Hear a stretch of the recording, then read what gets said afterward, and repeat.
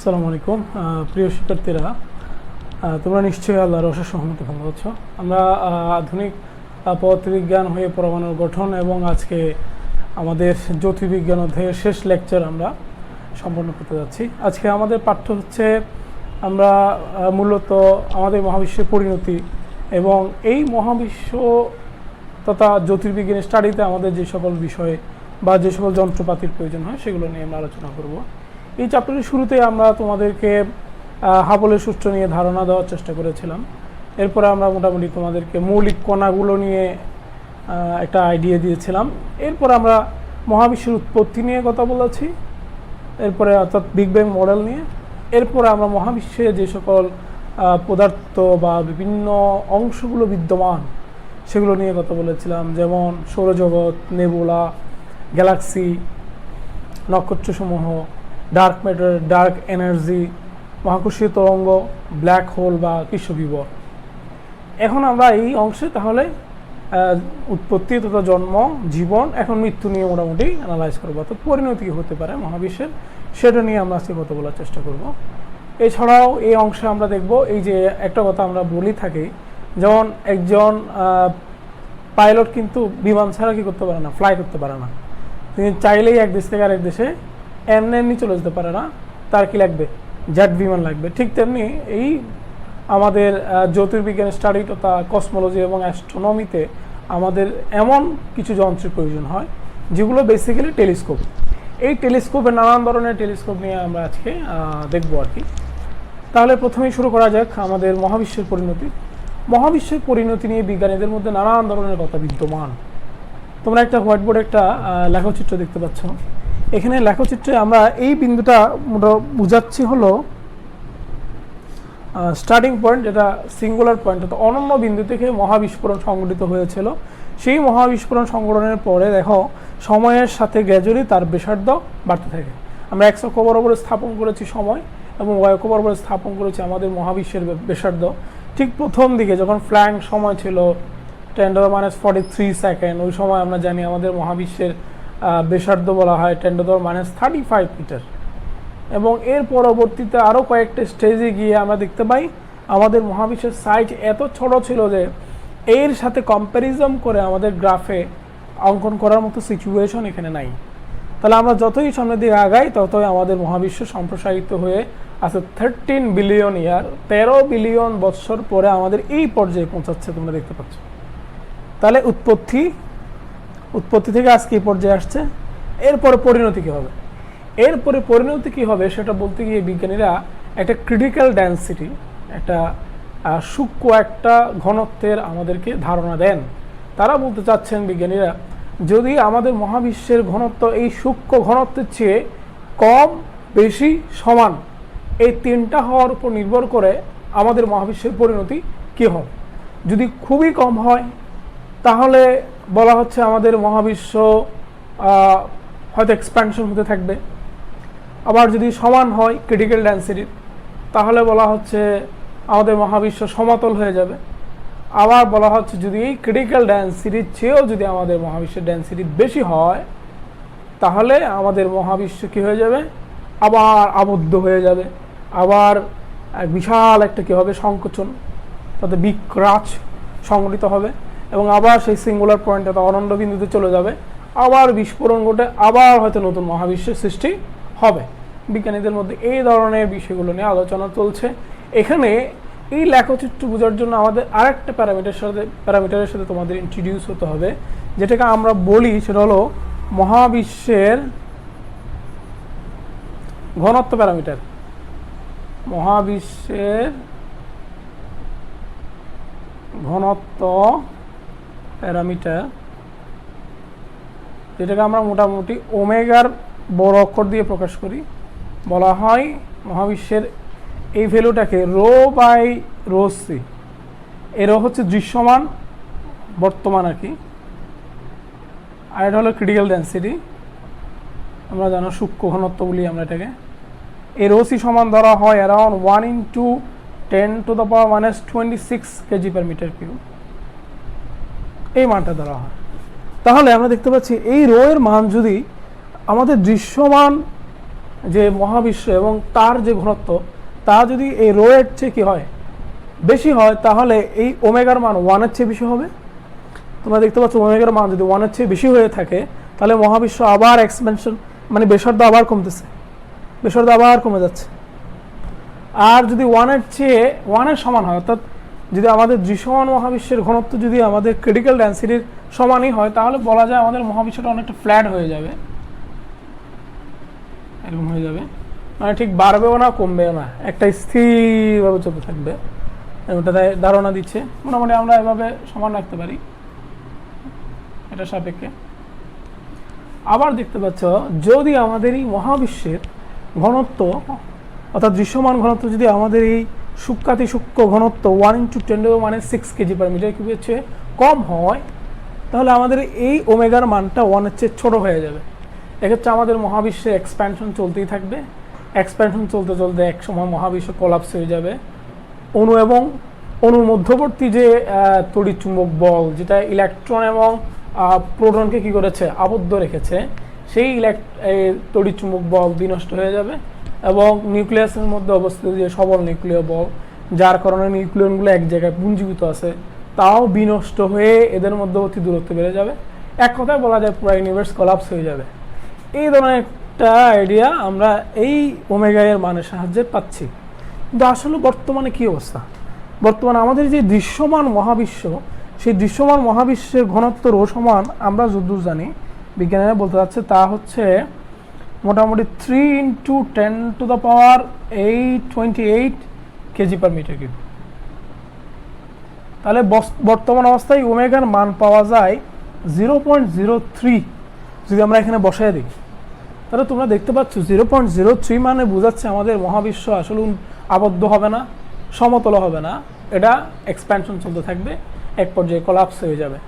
কিন্তু বিজ্ঞানীরা এই যে আরেকটা আইডিয়ার কথা বলছে, তোমরা জানো ডার্ক ম্যাটার, মানে আমাদের মহাবিশ্বে যে দৃশ্যমান ভর আছে তাছাড়াও 6 থেকে 10 গুণ অদৃশ্য ভর বিদ্যমান, এরকম একটা কল্পনা এবং তাত্ত্বিক ধারণা দিচ্ছেন। সেটা যদি ইন্ট্রোডিউস করা হয় তাহলে আমাদের এই ওমেগার মান পাওয়া যায় মোটামুটি 0.3, মানে 10 গুণ বাড়ে, তাও 1-এর চেয়ে অনেক কম ওমেগা এর মান। তাহলে এখান থেকে বোঝা যাচ্ছে মহাবিশ্ব এখনও উন্মুক্ত ধারণার মধ্যে আমরা থেকে যাচ্ছি। কিন্তু বিজ্ঞানীরা কিন্তু বসে নেই, বিজ্ঞানীরা বলতে যাচ্ছে যে আরও অনেকগুলো পার্টিকেল যেগুলোর ভর আমাদের জানা নাই। যেমন এমন একটা পার্টিকেলের নাম তোমরা জানো, নিউট্রিনো। এই নিউট্রিনোর বড় আবিষ্কার করেন বিজ্ঞানী তাকিকা কাজিতা, জাপানি বিজ্ঞানী, 2014-15 সালের দিকে। সেজন্য তিনি নোবেল পুরস্কার প্রাপ্ত হন এবং এই নিউট্রিনোর ভর বের করেন তিনি 1.78 × 10⁻37 কেজি।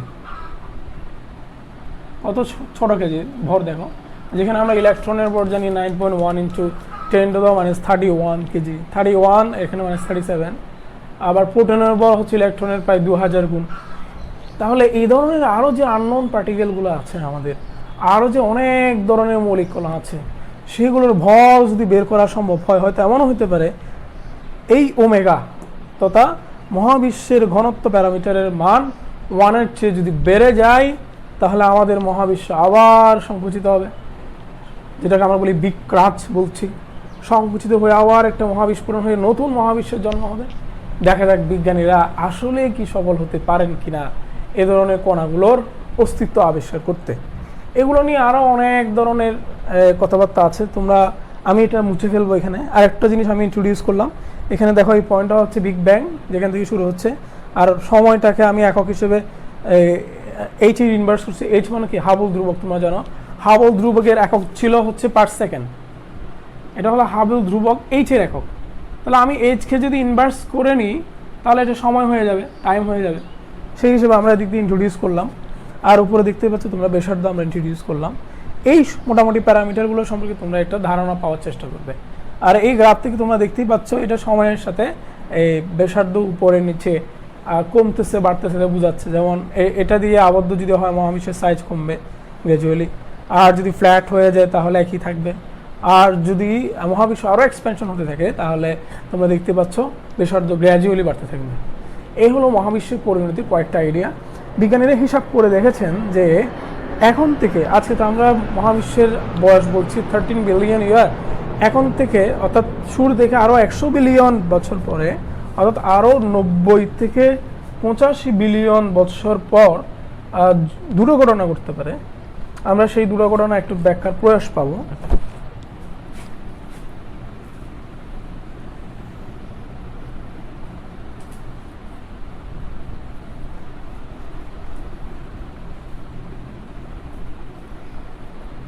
একটা ঘটনা হচ্ছে ধরলাম এটা হলো বিগ ব্যাং, এখানে সৃষ্টি হয়েছে। এই বিগ ব্যাং থেকে এক্সপ্যানশন হয়ে আমাদের মহাবিশ্ব আজকে আস্তে আস্তে ধরলাম বর্তমান সময় এখানে পৌঁছেছে। বর্তমান সময় 13 × 10⁹ ইয়ার, 10⁹ ইয়ার মানে 1 বিলিয়ন, তাহলে 13 বিলিয়ন ইয়ার। এভাবে যেতে যেতে বিজ্ঞানীরা বলতে চাচ্ছেন যে প্রায় যখন 100 বিলিয়ন ইয়ার আমাদের মহাবিশ্বের বয়স হবে, 100 বিলিয়ন ইয়ার, তখন দুটো ঘটনা করতে পারে।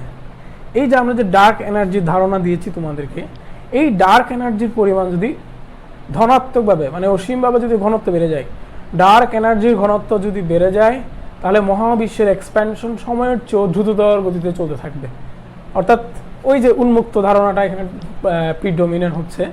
তাহলে এভাবে যখন এক্সপ্যানশন চলতে থাকবে, তখন আমরা বলেছি অণু, পরমাণু এভরিথিং কলাপস হয়ে যাবে, সব কিছুর মধ্যবর্তী দূরত্ব বেড়ে যাবে, সব কিছু আনস্টেবল হয়ে যাবে। আরেকটা ঘটনা করতে পারে, এই 100 বিলিয়ন ইয়ার পরে যদি মহাবিশ্বের এই যে ডার্ক এনার্জিগুলোর যদি মাইনাস ঘনত্ব যদি মাইনাস হয়, নেগেটিভলি যদি এদের কমে, তাহলে আশা করা যাচ্ছে মহাবিশ্বের মধ্যে আবার একটা আবদ্ধ সিচুয়েশন আসবে। আমরা এক্সপ্যানশন না হয়ে আবার তাদের মধ্যে একটা কন্ট্রাকশন হতে পারে। বিজ্ঞানীরা এই ধরনের একটা আইডিয়া তত কল্পনা করছেন, কিন্তু বিজ্ঞানীরা বলতে যাচ্ছেন যে হিসাব করে বাস্তবিক পক্ষে বর্তমানে আসলে আমাদের যত তথ্যপাত্র আমরা পাচ্ছি তা দিয়ে আমরা দেখতে পাচ্ছি আমাদের মহাবিশ্বের সম্প্রসারণ হচ্ছে, এবং বিজ্ঞানীরা বলতে যাচ্ছেন সময়ের তুলনায় দ্রুততর গতিতে সম্প্রসারণ হচ্ছে। এই যে সময়ের তুলনায় দ্রুত গতিতে সম্প্রসারণ হচ্ছে, তা আমাদেরকে তাহলে ইঙ্গিত দেয় আমাদের মহাবিশ্ব উন্মুক্ত অবস্থার দিকে যাচ্ছে। বিজ্ঞানীরা আরও বলেছেন এভাবে যদি চলতে চলতে যদি আরও মোটামুটি একটা সময়ের কথা উল্লেখ করেছেন, সেই সময় পরে আমরা বলা হচ্ছে যে আমাদের যে স্টারগুলো আছে মোটামুটি এটা 10⁵ বিলিয়ন ইয়ার বলা হচ্ছে।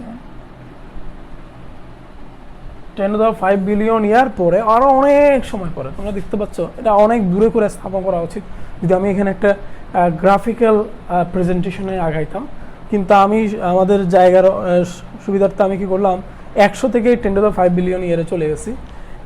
এই সময়ে বলা হচ্ছে যতগুলো মহাবিশ্বে স্টার থাকবে, নক্ষত্র, তোমরা জানো নক্ষত্রগুলোর কেন্দ্রে হাইড্রোজেন নামক জ্বালানির ফিউশন রিয়াকশনের মাধ্যমে হাইড্রোজেন থেকে হিলিয়াম হচ্ছে এবং কিছু পরিমাণ এনার্জি ছড়ায় পড়তেছে। বলা হচ্ছে এই মোটামুটি 10⁵ বিলিয়ন বছর পরে আমাদের মহাবিশ্বের সবগুলো স্টারের আর করে কোনো জ্বালানি বিদ্যমান থাকবে না।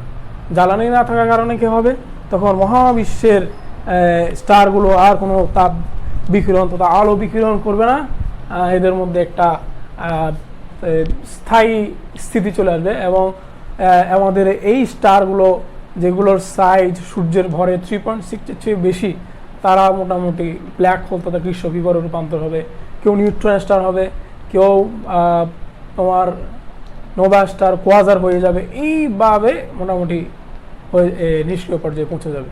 এবং আমরা বলেছি যেগুলো কৃষ্ণ বিবর হয়, সেই কৃষ্ণ বিবরের ঘটনা দিগন্তের কিনারা হতে হকিং রেডিয়েশন বিকিরণ করতে থাকবে।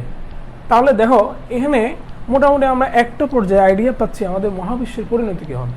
এবার বিজ্ঞানীরা আরও বলতে যাচ্ছেন এই সময়ের আরও পরে, সময়টা তোমাদের এখন অবাক লাগবে সময়টা, তারা যে সময়টা উল্লেখ করেছেন, মানে বলা হচ্ছে 10⁻1,000 ইয়ার, 10-এর উপরে পার হচ্ছে কত 100 না 1000, এত বছর পরে বলা হচ্ছে আমাদের মহাবিশ্বের এই যে মোটামুটি সবগুলো পার্টিকেল এবং আলোর কণা ফোটন ডমিনেট হয়ে যাবে, এবং সবার তাপমাত্রা মোটামুটি একই হয়ে যাবে। আর তাদের মধ্যে তাপের আদান প্রদান ঘটবে না। তাপের আদান প্রদান না ঘটলে তোমরা জানো কাজ সম্পাদিত হবে না, অর্থাৎ এনট্রপি বেড়ে যাবে।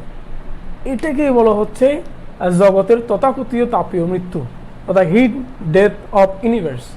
এই সিচুয়েশনে গিয়ে মহাবিশ্বে আর কোনো কাজ সম্পাদিত হবে না, মহাবিশ্ব বলা যায় ধ্বংসাবশেষ হিসেবে বিরাজ করবে।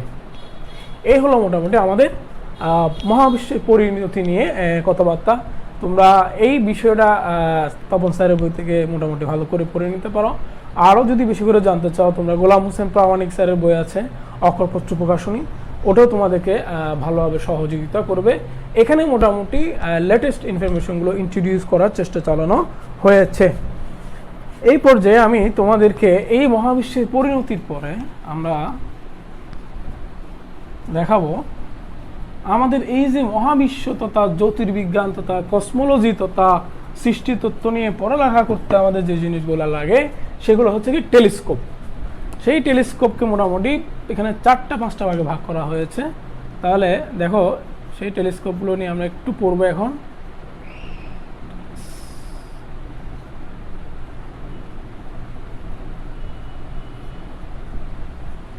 এই টেলিস্কোপকে আমরা মোটামুটি 5 ভাগে ভাগ করেছি। একটা হলো রেডিও টেলিস্কোপ, 2 নাম্বার হচ্ছে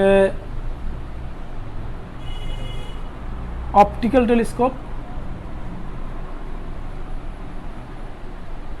3 নাম্বার হচ্ছে আমাদের কৃত্রিম উপগ্রহ, আমরা জানো আর্টিফিশিয়াল স্যাটেলাইট।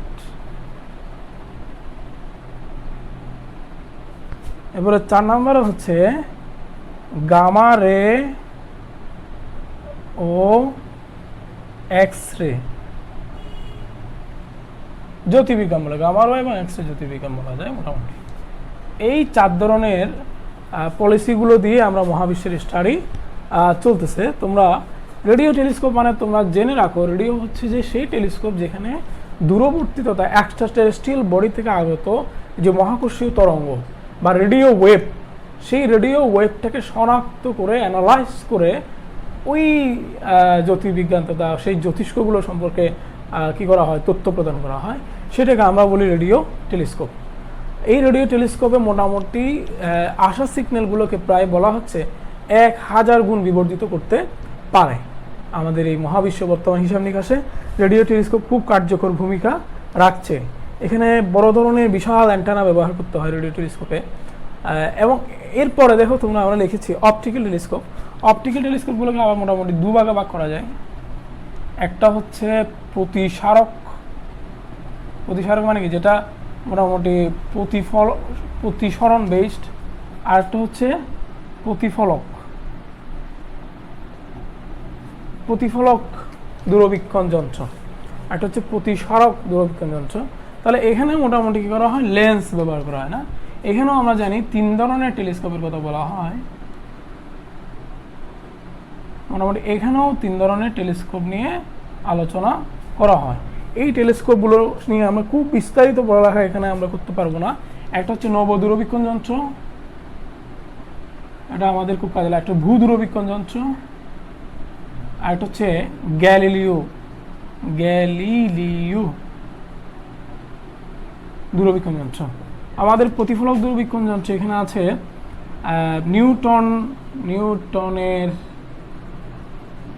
নিউটনস দূরবীক্ষণ যন্ত্র, হার্টসেলের দূরবীক্ষণ যন্ত্র, আর একটা হচ্ছে গ্র্যাগরির।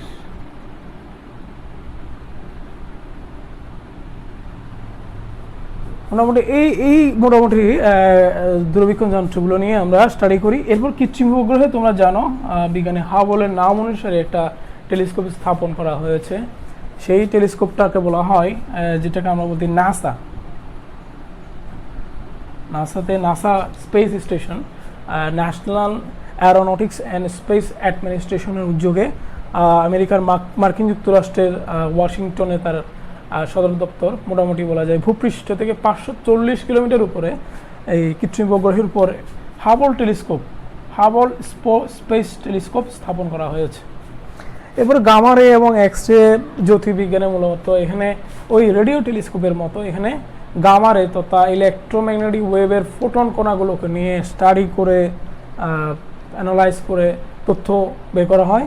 আর এখানে ঠিক তেমনি এক্স রের ক্ষেত্রেও আমাদের গ্যালাক্সি থেকে বা আমাদের গ্যালাক্সির বাহির থেকে আগত এক্স রে রশ্মিগুলোকে শনাক্ত করে অ্যানালাইজ করে তথ্য বের করে জ্যোতির্বিজ্ঞান স্টাডি করা হয়।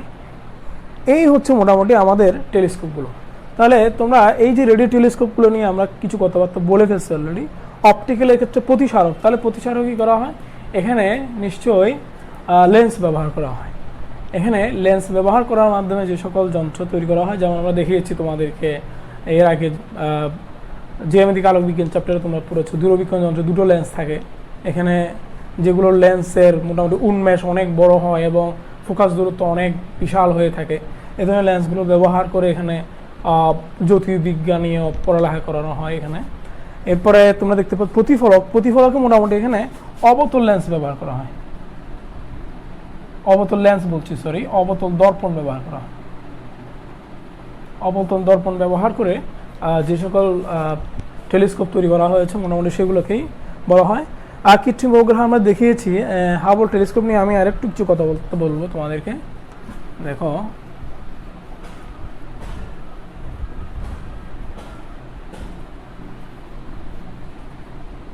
তাহলে আমি কৃত্রিম উপগ্রহে চলে যাই। 3 নাম্বারটা নিয়ে আমাদের কথাবার্তা আছে একটু। তোমরা জানো এই কাজটা করছে আমরা বলছি নাসার উদ্যোগে।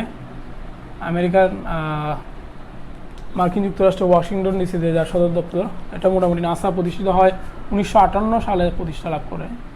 আর এই নাসার উদ্যোগে কৃত্রিম উপগ্রহে অর্থাৎ স্পেস স্টেশনে হাবল স্পেস টেলিস্কোপ স্থাপন করা হয় 1993 সালে।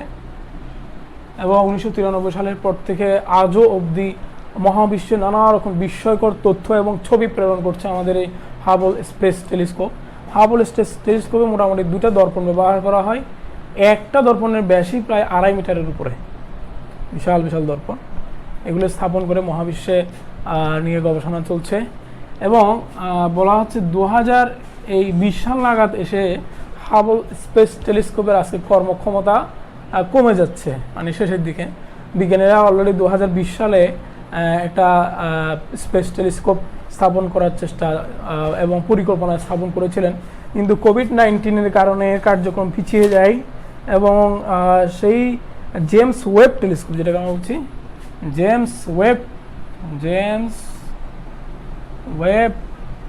টেলিস্কোপ, এই জেমস ওয়েব টেলিস্কোপটি বিজ্ঞানীরা এখন মোটামুটি 2021 সাল নাগাদ সেই মহাকাশ স্টেশন তথা নাসার সেই মহাকাশ স্টেশন, যেটা ভূপৃষ্ঠ থেকে প্রায় 540 কিলোমিটার উপরে, সেখানে স্থাপন করতে পারেন না। এটা এ ধরনের একটা চিন্তাভাবনা তথা পরিকল্পনা বিজ্ঞানীদের হাতে রয়েছে এখন।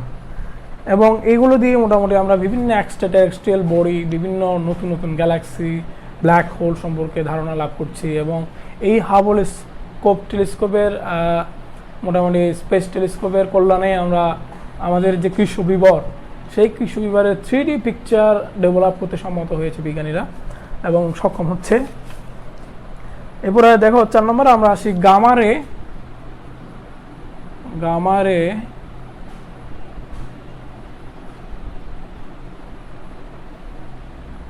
এবং এক্স-রে অ্যাস্ট্রোফিজিক্স। তাহলে এই জিনিসটাও মোটামুটি এই যে গামারে এবং এক্স-রে, এই গবেষণায় আমরা বলেছি গামারে এবং এক্স-রেকে কাজে লাগানো হচ্ছে। তাদেরকে অ্যানালাইজ করে আমরা মহাবিশ্ব সম্পর্কে বিভিন্ন তথ্য পাচ্ছি। এগুলো ঠিক আমাদের বায়ুমণ্ডলের ভিতর দিয়ে যাওয়ার সময় অ্যাবজর্ব হয়ে যায়। সেজন্য এই উচ্চ শক্তি সম্পন্ন গামারে এবং এক্স-রেগুলোকে ডিটেক্ট করার জন্য বায়ুমণ্ডলের উপরে অর্থাৎ কৃত্রিম উপগ্রহে জিনিসগুলো স্থাপন করতে হয়। এই কাজটাও বর্তমানে সম্পাদিত হচ্ছে নাসার উদ্যোগে। আমরা বলেছি যে স্পেস স্টেশনটা বর্তমানে বিদ্যমান, সেখানে হাবল স্পেস টেলিস্কোপের পাশাপাশি গামারে এবং এক্স-রে জ্যোতির্বিজ্ঞান গবেষণা কার্যক্রম চালিয়ে যাচ্ছে বিজ্ঞানীরা। এই হলো আমাদের মোটামুটি যে টেলিস্কোপগুলো আমরা ব্যবহার করি, আমাদের লাগে, সেগুলো সম্পর্কে প্রাথমিক তথ্য। এগুলো সম্পর্কে আরও বিস্তারিত জানানো তোমাদেরকে উপরের ক্লাসও হবে না, উপরের ক্লাসের উপরে তোমাদেরকে কী করা হবে, এগুলো নিয়ে স্টাডি করানো হবে, পড়ানো হবে। যেমন কেউ অনার্স মাস্টার্স করার পরে যদি ফ্লাইট ইঞ্জিনিয়ার হতে চায়, কেউ যদি মহাকাশ স্টেশনে কাজ করতে চায়, ফার্দার পিএইচডি করতে চায় বা এগুলো নিয়ে গবেষণা করে, তখন কেবলই মাত্র এই জিনিসগুলো নিয়ে, এই টেলিস্কোপগুলো নিয়ে ফার্দার স্টাডি করার সুযোগ তাদের থাকবে। ওকে শিক্ষার্থীরা, মহাবিশ্বের উৎপত্তি এবং মহাবিশ্বের বিভিন্ন বস্তু এবং পরিণতি জানার পর আসো এখন আমরা কয়েকটা গাণিতিক সমস্যা সলভ করার চেষ্টা করি। তোমরা এখানে অলরেডি একটা গাণিতিক সমস্যা দেখতে পাচ্ছ। এই গাণিতিক সমস্যাটা সলভ করার জন্য তোমাদের বেশ কয়েকটা সমীকরণ একটু জানতে হবে, যেগুলো আমরা একটু আগে লিখে নিই। যেমন v সমান hd, এখানে আমরা বলেছিলাম এটা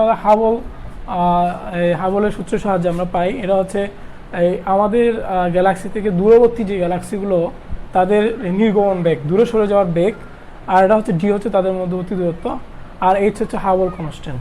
হাবল কনস্ট্যান্ট এর মান তোমাদের এখন বলেছিলাম 5280, উপরের দিকে হবে হচ্ছে কিলোমিটার পার সেকেন্ড, নিচে হচ্ছে মেগা পার সেক, এরকম হয়ে থাকে। এইচ এর সমান আমরা যদি একটু লিখি 5280 কিলোমিটার পার সেকেন্ড আর মেগা পার সেক। এই জিনিসগুলো আমাদের একটু মুখস্থ থাকতেই হবে, তাহলে হবে না।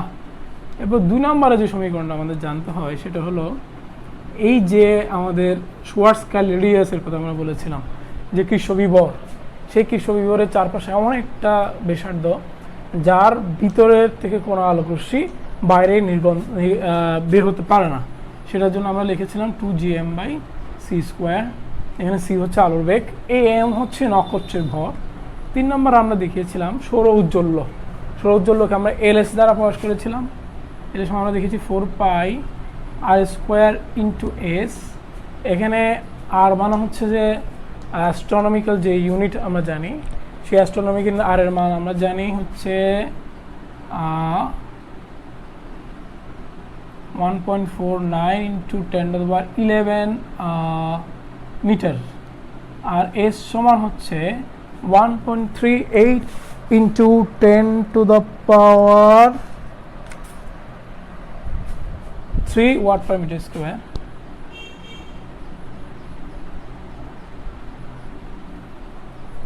আমাদের অ্যাস্ট্রোনমিক্যাল আর এর মান ওকে। এই ভ্যালুগুলো আমাদের ভালো করে মুছে থাকতে হবে, আদারওয়াইজ আমরা এখানে গাণিতিক সমস্যা সলভ করতে পারবো না। তাহলে দেখতেই পাচ্ছ তোমাদের এই যে গাণিতিক সমস্যা, এখানে কি কি দেওয়া আছে। আমাদেরকে চাইছে ঘটনা দিগান্তের ব্যাসার্ধতা মানে RS, শোয়ার্টজকার্ল রেডিয়াসটা চাইছে আমাদের কাছে। এরপর কি কি দেওয়া আছে, এখানে সূর্যের ভর দেওয়া আছে, তাহলে ওই নক্ষত্রের ভর হবে হলো সূর্যের ভরকে আমরা এভাবে m এবং একটি স্টার দিয়ে পাশে প্রকাশ করি, তাহলে 6 × এটা আসবে।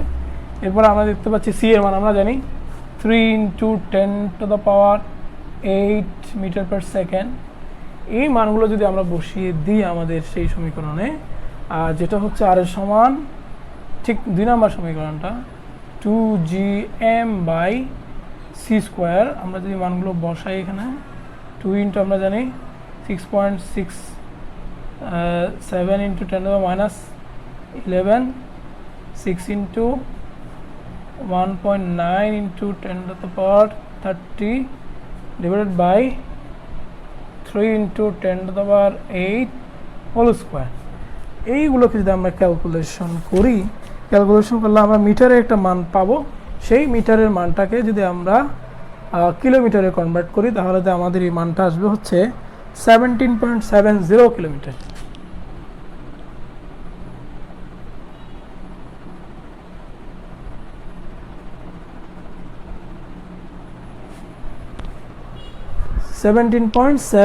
একটু দেখে নাও তোমরা, 17.7 × 10⁻³ মিটারে ছিল, আমরা এটাকে পরবর্তীতে কিলোমিটারে কনভার্ট করে দিয়েছি। অর্থাৎ সূর্যের চেয়েও 6 গুণ বেশি ভারী বিশাল একটা স্টার যদি সেটা কৃষ্ণবিবরে রূপান্তরিত হয়, তাহলে তার ব্যাসার্ধ হবে মাত্র 17 কিলোমিটার। খুবই ছোট, আমাদের দেশে একটা গ্রামের চেয়ে ছোট হয়ে যাবে সাইজটা। তাহলে তোমরা চিন্তা করতে পারো তার ডেন্সিটি কেমন। এখান থেকে আমরা এই যে এই মানগুলো বসিয়ে তার ডেন্সিটি বের করতে পারি রো সমান m/b সূত্র দিয়ে। সেক্ষেত্রে আমাদের m তো দেওয়াই আছে, আমাদেরকে v আমরা 4/3πr³ এটা বসিয়ে বের করতে পারি যদি আমাদেরকে বলা হয়। যেমন আমরা যদি একটু আসলে বের করি তাহলে ভ্যালুটা কেমন হবে একটু যদি দেখি, তাহলে দেখি এই যে স্টারটা যেটা কৃষ্ণবিবরে রূপান্তরিত হবে, সেই কৃষ্ণবিবরের ডেন্সিটি কত। তাহলে যদি হয় m/b হবে এম হচ্ছে কত 6 ইন্টু 2 ধরি আমরা 10^30 divide by 4/3 pi r cube আর কত 17.70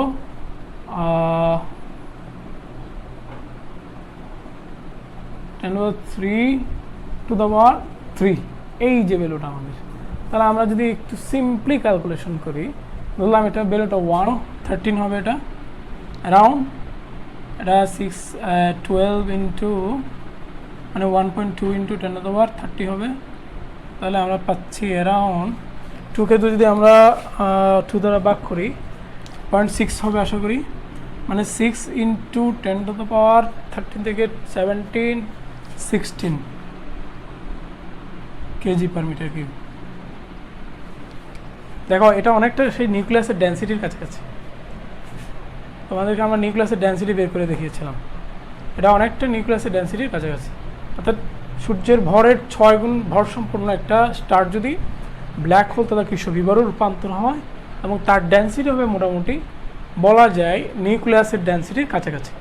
এখন যদি আমরা আরেকটা অঙ্ক করি,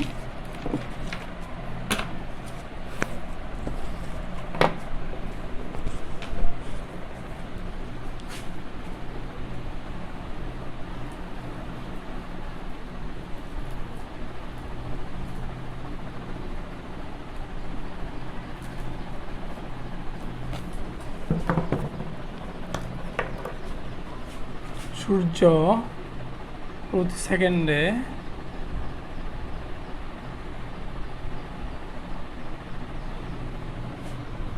কি পরিমাণ শক্তি বিকিরণ করে?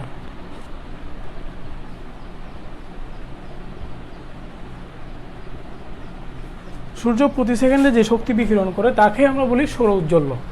তাহলে সেই হিসেবে যদি আমরা একটু বিষয়টা দেখি, তোমরা জানো এখানে সৌরজ্বল্য বের করছে আমাদের এলএস, এই সূত্রটা কাজে লাগতে হবে, যেখানে এলএস সমান হচ্ছে 4πr² ইন্টু এস। আর এর মান তোমরা জানো অ্যাস্ট্রোনমিক্যাল ইউনিটে প্রকাশ করি আমরা 1.49 ইন্টু 10^11 মিটার বলি আমরা। আর এস সমান আমরা জানি 1.38 into 10^3 watt per metre square. এ হলো আমাদের এস এর মান। এখন এই মানগুলো বসিয়ে আমরা খুব সহজে বের করতে পারি। 4π into 1.49 into 10^11 square into 1.38 into 10^3। তাহলে এই ক্যালকুলেশনটা যদি আমরা করি সিম্পলি, ক্যালকুলেশনটা করলে আমাদের 3.87 ইন্টু 10^26 জোল আসবে। এটা হলো সেই শক্তি যেটা সূর্য প্রতি সেকেন্ডে তার চারপাশে আমাদের পৃথিবীর কক্ষপথ পর্যন্ত যদি বৃত্তচাপ তথা পরিধি বিবেচনা করে আমরা এই শক্তিটা পাওয়া যায়। এখন এই স্টাডির পরে আমরা এখন একটা সিকিউ দেখার চেষ্টা করি।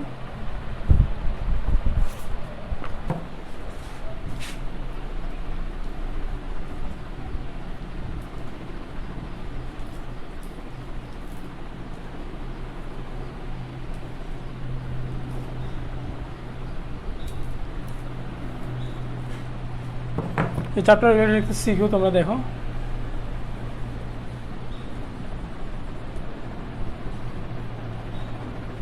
সিকিউটা হচ্ছে একজন জ্যোতির্বিজ্ঞানী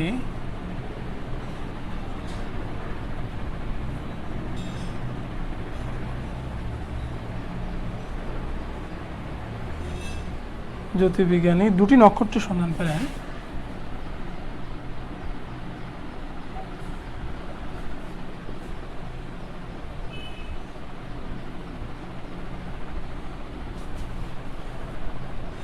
যাদের ব্যাসার্ধ যথাক্রমে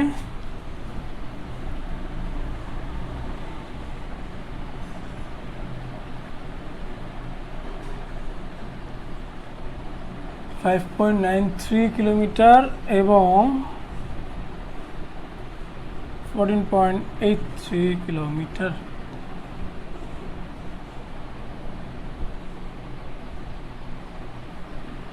সূর্যের ভর। প্রশ্ন, যেটা আমাদের এখানে প্রয়োগমূলকে থাকবে। সূর্যের গড় ঘনত্ব কত?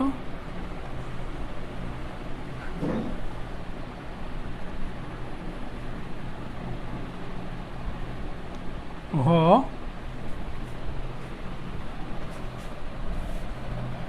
উদ্দীপকের নক্ষত্র দুটি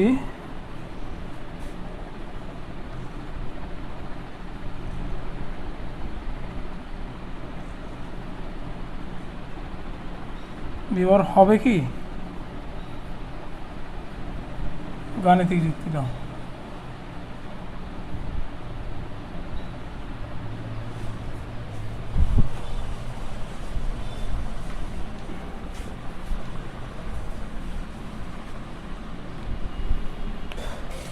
ওকে, আসো এবার আমরা সমাধানে যাই।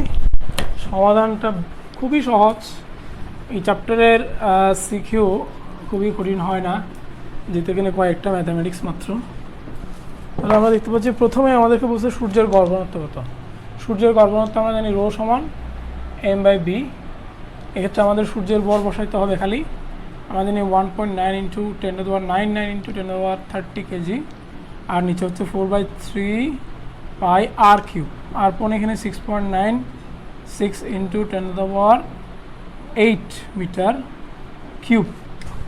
এই হচ্ছে আমাদের সূর্যের গড় ঘনত্বের মান বের করার সমীকরণ, এবং আমরা মানগুলো বসাইলে আমরা মোটামুটি এখানে 14.16 কেজি পার মিটার কিউব একটা ভ্যালু চলে এলো। খুব সহজে আমরা ক্যালকুলেশন করতে পারি। তোমরা অনেক সময় ক্যালকুলেটর দিকে এই ভাগ চিহ্ন ক্ষেত্রে এই ব্র্যাকেটগুলো দেওয়ার সময় ভুল করো, যার জন্য ক্যালকুলেটর ভুল ইনস্ট্রাকশন পায় এবং তোমাদের ভ্যালুগুলো ভুল বের হয়। সেজন্য তোমরা এই ক্যালকুলেটর দিয়ে অঙ্কগুলো প্র্যাকটিস একটু করা ভালোভাবে দেখবে। এখন আমরা দেখতে পাচ্ছি এর পরের প্রশ্নে যে এখানে উদ্দীপকের দুটো যে নক্ষত্রের কথা বলা হচ্ছে, এই দুটো নক্ষত্রই কি আসলে ব্ল্যাক হোলে রূপান্তর হবে কিনা, তথা কৃষ্ণ বিবরে রূপান্তর হবে কিনা সেটা আমরা দেখব। এক্ষেত্রে আমরা কৃষ্ণ বিবরগুলোর ভর বের করব এবং সেই ভরটাকে আমরা সূর্যের ভরের সাথে কম্পেয়ার করব। যদি সূর্যের ভরের সাথে কম্পেয়ার করে যদি দেখি 3.6-এর উপরে চলে গেছে, যদি 3.6-এর উপরে যে সকল নক্ষত্রের যাবে ভর সূর্যের ভরের তুলনায়, সেগুলো কৃষ্ণ বিবরে রূপান্তর হবে, অন্যথায় কৃষ্ণ বিবরে রূপান্তর হবে না। তাহলে দেখো গতে প্রথম নক্ষত্র বিবেচনা করি। প্রথম নক্ষত্রের ক্ষেত্রে এখানে R1 দেওয়া ছিল 5.83 কিলোমিটার। আমাদের 5.83 কিলোমিটারকে অবশ্যই মিটারে কনভার্ট করতে হবে। 5.93 কিলোমিটার।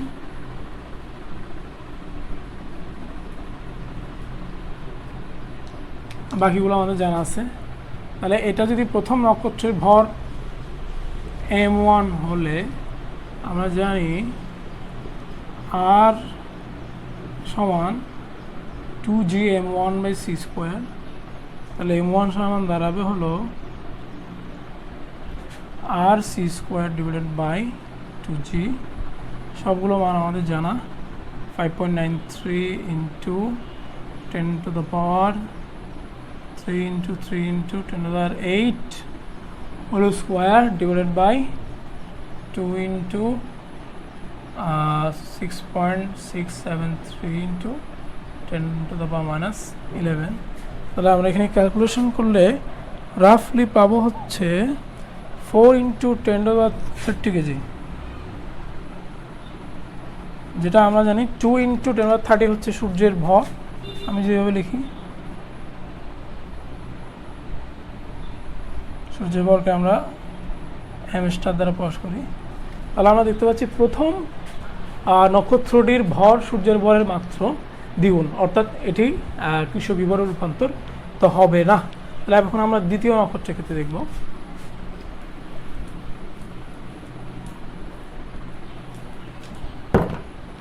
একটা বললাম 2 × m স্টার। তাহলে দ্বিতীয় নক্ষত্রের ক্ষেত্রে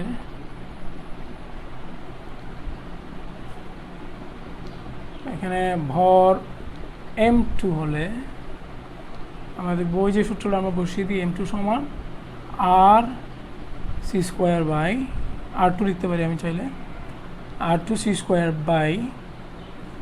2g। তাহলে এখানে R2 সমান কত ছিল আমাদের 14 পয়েন্ট সামথিং ছিল, আই থিঙ্ক 14.83 মেবি ছিল। ইয়েস, মিটারে কনভার্ট করতে হবে। ওকে, নাও এগুলো যদি আমি এখন বসাই 14.83 ইন্টু 10^3 ইন্টু আমরা জানি 3 ইন্টু 10^8, সবগুলো এসআই এককে বসাইতে হবে, মিটারে কনভার্ট করতে হবে। 2 ইন্টু 6.673 ইন্টু 10^-11 এত কেজি যদি একক হয়, তাহলে এখানে মোটামুটি অ্যারাউন্ড এটা 10 ইন্টু 10^30 কেজি আসবে। যদি আমরা সূর্যের ভরের সাথে কম্পেয়ার করি তাহলে 5 ইন্টু মাস অফ সান আসে। তাহলে আমরা দেখতে পাচ্ছি দ্বিতীয় নক্ষত্রটির ভর সূর্যের ভরের 5 গুণ, অতএব দ্বিতীয় নক্ষত্রটি কৃষ্ণ বিভরে রূপান্তরিত হবে। তাহলে আমরা যদি এখানে লিখি, যেহেতু এটির ভর সূর্যের ভরের 5 গুণ, অতএব এটি কৃষ্ণ বিভর তথা ব্ল্যাক হোলে রূপান্তর হবে। এই বিষয়গুলো সহ এগুলো দিয়ে যদি আমরা অন্যান্য প্রবলেমগুলো এক্সারসাইজ করি, আশা করি চ্যাপ্টারের সমস্যা আমাদের কাছে খুব সহজেই সমাধান করতে পারবো এবং খুব সহজ মনে হবে। সবাইকে ধন্যবাদ। আগামীতে আমরা অন্য কোনো চ্যাপ্টার নিয়ে শুরু করব। এছাড়াও যদি তোমাদের কোনো বিশেষ প্রবলেম থাকে আমাকে SMS করে জানাও, আমি এগুলোর উপর রিভিউ ক্লাস নেওয়ার চেষ্টা করব।